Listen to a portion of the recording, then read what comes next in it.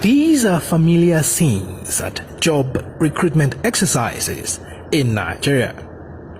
There is a special difference in this particular instance though, as these are qualified medical doctors applying for jobs overseas, in Saudi Arabia to be precise. What you can see behind me right now is the process of the recruitment of Nigerian doctors by the Saudi Arabian authorities. This exercise is currently ongoing at the Sheraton Hotel and Towers right here in the Nigerian capital, Abuja. Nigerian resident doctors have been on strike for almost a month in their demand for better working conditions, and negotiations with government have failed repeatedly. And the prospect of working for the Saudi government is now seen as a big escape. The federal government is showing the cold shoulder attitude, doesn't show any kind of responsibility or being careful about the situation. I can't imagine, I can't believe my Honorable Minister of Health came out and he threatened us. So I think it does not make sense, or it doesn't make much. I mean, it wasn't the situation. To be candid, we're very, very disappointed. I personally am disappointed. When I go to where I work in a very critical care services of the hospital. But basic things that we need, we don't have. Some things I used to put in my money to buy what I need, just for the sake of the patient.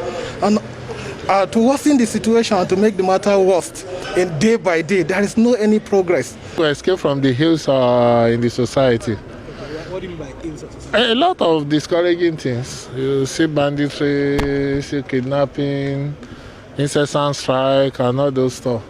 And if you can get a place where you can work, a place that is calm, a place where you can use your skill and you can be well enumerated, is it not better? For Vivian Okolo here, it is more of a situation of heartbreak as she expresses frustration over the ever-worsening situation in the healthcare system, with this particular case in point. I left medical school April 2011. My teacher is here. My own teacher, the first person I cited here, was my teacher, a seasoned pediatric consultant. You know what it means? My teacher that taught me how many years ago, I'm giving up on the country, on our leaders, and I come here to meet my teacher. I mean, this is the worst. I never knew it has gone this bad.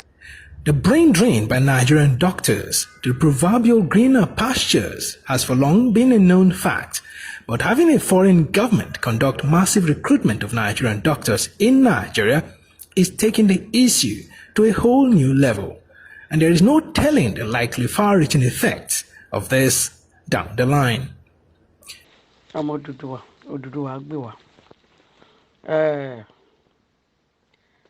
Ọ̀rọ̀ tí bàbá mi sọ nípa ọ̀rọ̀ doctor plan ìjọba ni o, ìjọba Saudi Arabia àti àwọn other country tí àwọn doctor wà ń lọ. Kì í ṣe pé ìjọba ò lè sanwó o, ìjọba lè sanwó o. Wọ́n believe pé tí ogun bá dé, tí ogun bá bẹ̀rẹ̀, ogun ti dé, ogun ti yẹn ti bẹ̀rẹ̀. Tí ogun bá dé, tí òkú bá bẹ̀rẹ̀ sí sùn, gbogbo àwọn ọmọ wa tó dé doctor gbogbo wọn ló bá ti jáde. Ta ló fẹ́ tọ́jú àwọn tó bá kú? Ta ló fẹ́ tọ́jú àwọn tó bá farapa? Plan ni o. Real game làwọn people yìí plan. Wọ́n play game pẹ̀lú life wa, pẹ̀lú àwọn ọmọ Yorùbá. Gbogbo nǹkan tó ń ṣe yìí is a real plan tọjọ́ tó ti pẹ́ ni.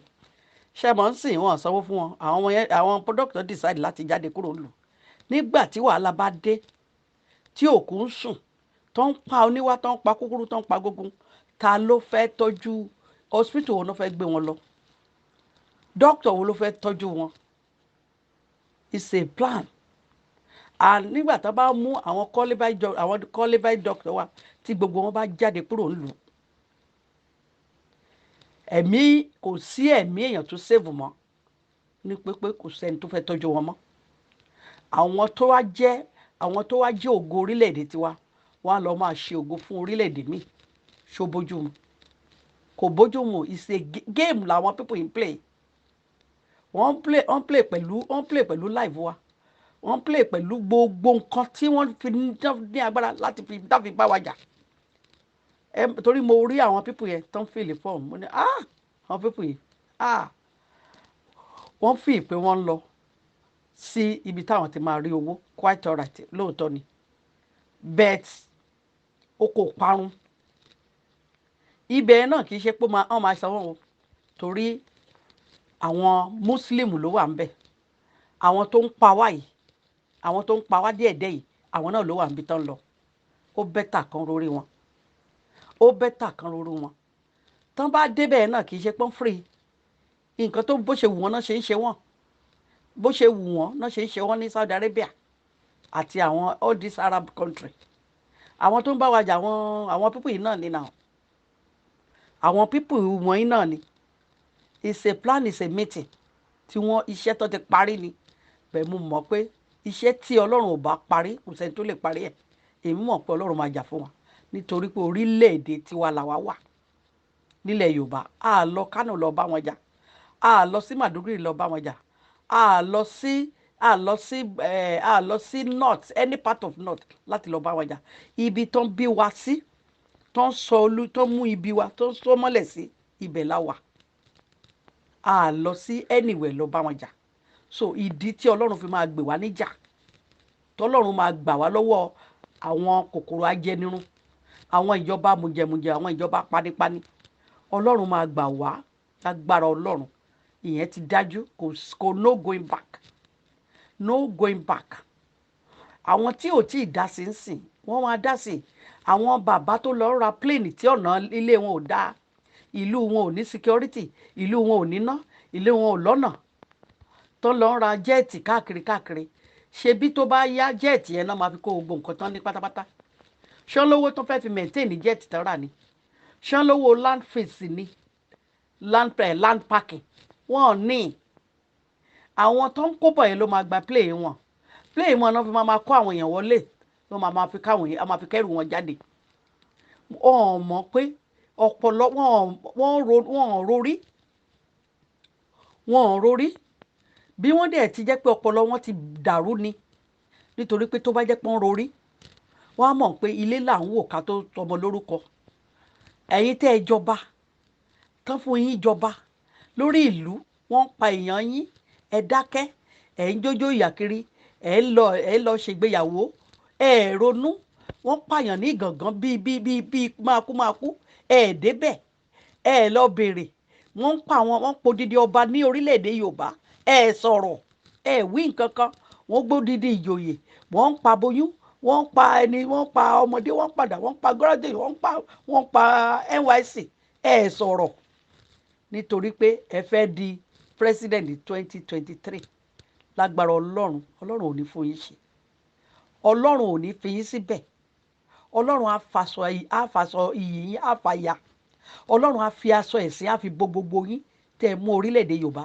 tẹ́ ẹ sọ di ìpọ́njú Ọlọ́run á kọ̀yìn sí yín Ọlọ́run á fi ìdààmú á fi wọ̀ yín ní aṣọ Ọlọ́run á fi ìpọ́njú gbogbo ẹ̀yin tẹ́ ẹ da orílẹ̀-èdè Yorùbá sínú ìpọ́njú àti wàhálà Ọlọ́run á fi ìpọ́njú àti ìdààmú á fi wọ̀ yín ní aṣọ Ọlọ́run á fi wàhálà á fi wọ̀ yín ní aṣọ Ọlọ́run á dìgbòlù yín Ọlọ́run á dìgbòlù yín Ọlọ́run á dìgbòlù yín gbogbo ẹ̀yin tẹ́ ẹ fà á sínú oko ìpọ́njú ní agbára Ọlọ́run à ń gbàdúrà kíkankíkan lórí ìṣẹ̀lẹ̀ tó ń ṣẹlẹ̀ yìí mo mọ̀ pé Ọlọ́run á dìde á gbè wá níjà Ọlọ́run á dìde á gbé gbogbo ọmọ Yorùbá nílé lóko á gbè wá níjà á tún pa wá lẹ́rìn ayọ̀ Ọlọ́run á wá fi ìpọ́njú á fi wọ gbogbo ẹ̀yin olórí wa tẹ́ ẹ̀ ń ṣe ìbàjẹ́ tẹ́ ẹ̀ ń da orílẹ̀-èdè wa rú tẹ́ ẹ̀ jẹ́ ká ní ìsinmi Ọlọ́run á fi ìpọ́njú á fi wọ̀ yín ní aṣọ bó ṣe máa rí nìyẹn kò ní yí padà.